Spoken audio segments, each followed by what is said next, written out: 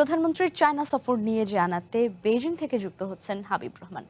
হাবিব, আজ তো প্রধানমন্ত্রীর চায়না সফরের শেষ দিন, আজকে আর কি কি কর্মসূচি রয়েছে জানাবেন? আর সেই সাথে আরেকটু জানতে চাই যে চায়নার প্রেসিডেন্টের সঙ্গে বৈঠক নিয়ে নতুন কোনো তথ্য রয়েছে কিনা আপনার কাছে।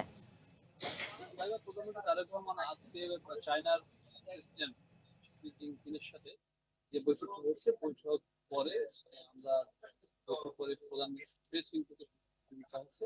আপনাকে একটু বলে রাখি যে প্রধানমন্ত্রী সংবাদ সম্মেলন করেছে, সেখানে মূলত শি জিনপিংয়ের সাথে প্রধানমন্ত্রী তারেক রহমানের বিষয়ে আলোচনা হয়েছে। সেখানে আলোচনা হয়েছে যে বাংলাদেশ এবং চায়নার যে সম্পর্ক, সেই সম্পর্ক সামনের দিকে কিভাবে নিয়ে যাওয়া যায়। পাশাপাশি চায়নার পক্ষ থেকে প্রস্তাব দেওয়া হয়েছে বাংলাদেশকে যে তারা মায়ানমারের মধ্য দিয়ে একটি বাণিজ্য করিডোর চায়, যেটি চায়নার মাধ্যমে প্রস্তাব দেওয়া হবে, এবং বাংলাদেশ এখানে বলেছে যে বিষয়গুলো নিয়ে দুই দেশের স্বার্থ রক্ষা করেই কাজ করা হবে। পাশাপাশি চায়নার পক্ষ বাংলাদেশ বলেছে যে বাংলাদেশের একটি বড় সমস্যা রোহিঙ্গা সমস্যা, সেক্ষেত্রে চায়নার পক্ষ থেকে বলা হয়েছে যে এই সংকট সমাধানে রোহিঙ্গা বাংলাদেশের পাশে থাকবে, তাই চায়না বাংলাদেশের পাশে থাকবে। আরেকটি বিষয় বলে রেখে যে ইপিজেড এর ক্ষেত্রে এর মধ্যে কিছু প্রায় দুটি ইপিজেড এর বিষয়ে এখানকার যারা বিনিয়োগকারী প্রতিষ্ঠান রয়েছে তারা অর্থ বরাদ্দের বিষয়ে একমত হয়েছে, এবং আপনারা জানেন যে মংলা পোর্টে একটি ইপিজেড এবং কক্সবাজারে যে আনোয়ারা রয়েছে সেখানে ইপিজেড করার বিষয়ে বিনিয়োগ করার ক্ষেত্রে কিন্তু এখানকার যারা ব্যবসায়িক রয়েছে বা বিনিয়োগ পার্টনার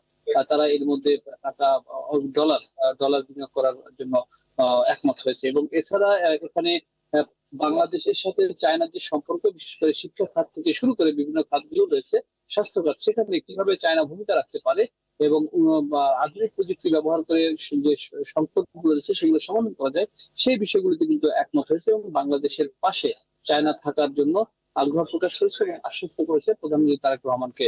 লাইবা। হাবিব, ধন্যবাদ আপনাকে।